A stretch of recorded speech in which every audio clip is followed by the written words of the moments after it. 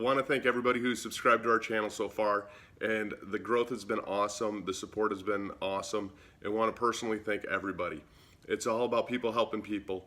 If you haven't subscribed to us yet, click the red button down there. It says subscribe to our channel. We'd love to have you along for the journey. If you have any input on this video, please comment below. Love to comment back. And you know what, any tips and tools that we can give anyone to help make it a little bit easier is what it's all about. So let's do this together. If you haven't subscribed yet, click the button and subscribe right now. Hi, my name is Eric and I'm with Driven Industries, and thank you for watching this video. This is something that's actually really important to me, and I wanted to kind of go through a little bit of the how-tos and what-to-dos if you go in and you're diagnosed with ADD or ADHD. This is something that's also very close to me and very big, because I was diagnosed with ADHD in the 7th grade. My grades were fluctuating, and they were terrible. I couldn't focus, and everybody just said I had a bunch of energy. And that's not necessarily the case. You know, mental illnesses can take different forms and different types in you, whether it be depression, whether it be anxiety, whether it be PTSD. ADHD is one of them. And if you're watching this and you have ADHD, I tell you what, if you're like me, this is one of the greatest gifts in the world.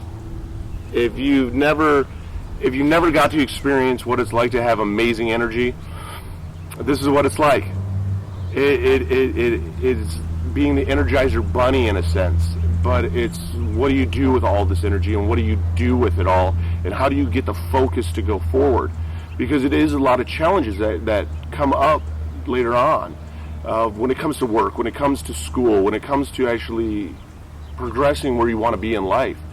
Because with my ADHD, one of the things I learned is I have a lot of issues focusing. So if you're watching this and you realize that, hey, I can't really focus in on things, maybe I have it, it's possible. It's one of those things that you need to sit down and talk to a medical professional about it. I don't suggest that you go out and start trying Adderall and Ritalin and everything right away, because if you don't need it, it really has a reverse effect on you. So getting through ADHD and making the best out of it, here are 5 of the tips that I have for you on really how to control and how to manage and work and be successful with your ADHD. I've been very successful in sales. In sales, we compare it with, where's your income at and all this.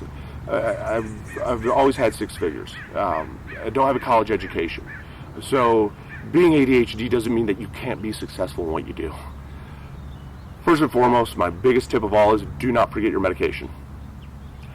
If you're on medication for it, do not forget it, and do not run out of it. Those are the first 2 biggest tips, because that is our lifeblood. Set an alarm, set a reminder, because one of the joys of being ADHD is we are go, go, go, and there's nothing like that feeling when you're at work or you're at school and you go, I did not take this, why am I having trouble focusing? And it hits us, because it throws off the whole day. So remember to set an alarm, remember to have a reminder of when you need to take your medication. My medication, how I take it, I don't take a high dosage. I take 10 milligrams in the morning right before I leave. It's usually right around 7:20 in the morning. And then I also take one during lunch break, which is usually right around 12:31. And that's what actually gets me through the day. So set those reminders. I actually log it in my calendar of making sure each day that I take my Adderall. And if you start to get ready to run out, you need to make sure that you set up an appointment and you get more of it, because what happens is we run out of it. Next thing you know, we push it down of when we're going to set our appointment to meet with our doctor, to get our prescriptions refilled, and weeks start to go by. And I've been there where I've let almost months and months go by, and I notice a huge production change in my entire lifestyle because of it. So don't ever run out of your medication. It's extremely important that you don't, because our focus shifts so much. So those are 2 of the biggest things right there to remember. The 3rd tip that I have for you is track and monitor yourself on it. Don't be afraid to do a little bit of trial and error. I didn't get to where I was medication-wise and knowing how to take it wise without a lot of trial and error. And you want to do that typically with whoever's prescribing you the medication. Don't try it on your own. but work it where it doesn't hurt to say, okay, let me try and decrease the dosage here, or let me try and increase it here at the times of day where we feel that we need to focus the most. For me personally, and what I mean by this is, during the afternoon is when I have to be the most productive. So that's when I need to make sure to have the best dosage and be at the peak of my performance. So it took me a lot of trial and error to find out what time do I really need to take it so that it carries through until closing time. It took me about 2 months, 3 months to figure out, okay, it's right around 12:30, 1 o'clock. If I take it before that, it runs out too soon. If I take it after that, all of a sudden I come home and I'm focused and I'm trying to do stuff that I shouldn't be doing. So do your trial and error and make sure that you find the optimized times to take your medication. The fourth tip that I have for you is don't try and self-medicate. The drugs and alcohol work with us differently than it does most individuals. It slows us down in a sense, where we love the feeling of being slowed down. I know individuals who can take cocaine, and it slows them down instead of speeds them up. It's how our brains are wired. It's nothing abnormal with you. It's just how we're wired, and you're not alone in this. Be careful of that. Be really wary of if you're out there experimenting with drugs, because it makes it that much easier to get addicted and to hook to something else. So if you do notice that all of a sudden you're starting to sway and you're starting to try different things, let your doctor know and make sure that you have the support around you, that you don't go down the wrong avenue that you want. Because it comes down to let's be productive and let's do as much as we can with our lives instead of self-destruct our lives. But I also understand the other side of it, that it's amazing when we slow down and what we think we can accomplish. Keep it more through the medical field than anything else. And then the fifth tip I have for you, and the biggest one, is sleep.